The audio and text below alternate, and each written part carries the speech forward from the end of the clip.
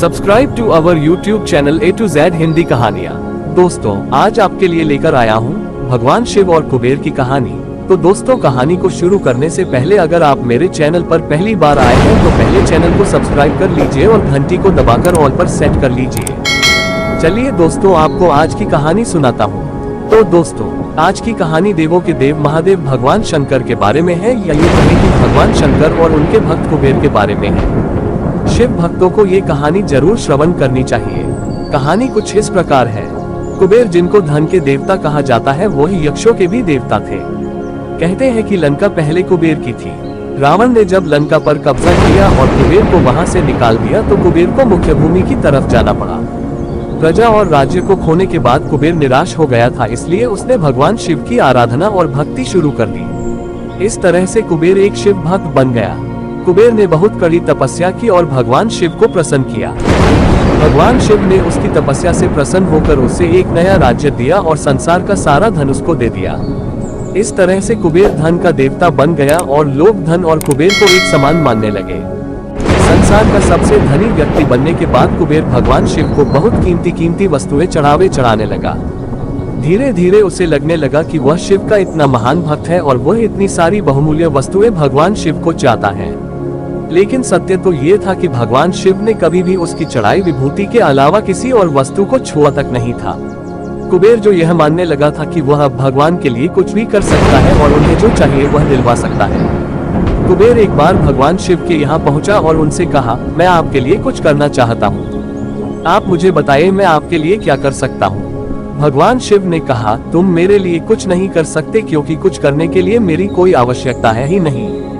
लेकिन कुबेर शिव जी से बहुत आग्रह करने लगा कि वह उनके लिए कुछ करना चाहता है। दरअसल ये कुबेर का अहंकार बोल रहा था।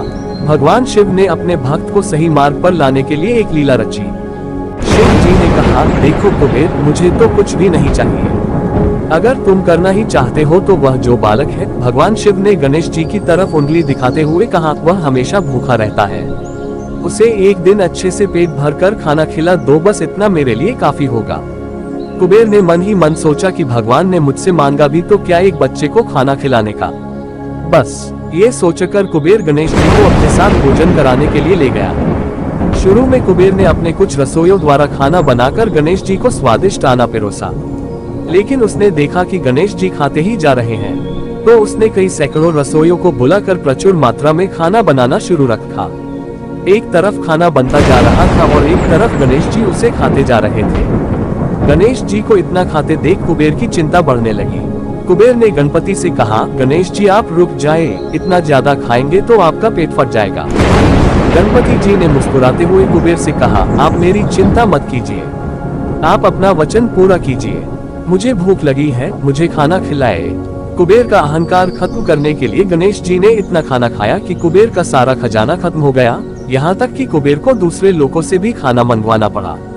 कुबेर को इस बात का ज्ञान हो गया कि उसके विचार के छोटेपन की वजह से उसने अपने आप को भगवान शिव का महान भक्त समझ लिया था। जबकि सच बात तो ये थी कि भगवान ने जो कुछ उसे दिया है उसी का थोड़ा हिस्सा वो भगवान को दे रहा था। जबकि इस संसार का सारा धन भगवान के लिए एक तिनके भर से ज्यादा नहीं है। उसने भगवान शिव के पास जाकर अपनी गलती की माफी मांगी और उस दिन से उसकी जीवन की दिशा बदल गई। दोस्तों, भगवान शंकर कितने दयालु और भोले हैं इस बात से हम सभी परिचित हैं। वह अपने अच्छे और बुरे सभी भक्तों पर अपनी दया दृष्टि रखते हैं।